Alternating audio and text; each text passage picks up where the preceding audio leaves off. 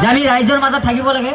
যে যিয়ে নহওক আমি দুই এষাৰ কম, অকলমানকৈ গানো গাম। আমি ইমান গানো নাজানো, যিহেতু আমি ডেন্সাৰ নহয়, গায়কো নহয়, জাষ্ট আমি পলিটিকেল পাৰ্চন, হয়তো নিশ্চয় জানে।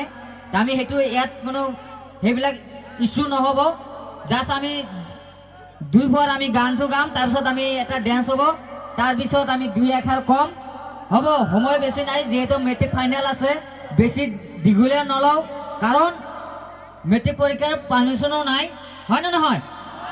যিয়ে নহওক অকণমান আমি, আপোনালোকে জানেই আমি এটা গান গাইছিলোঁ, ভাইৰেল হৈছিলে, ৰিলছ বনাইছিলোঁ।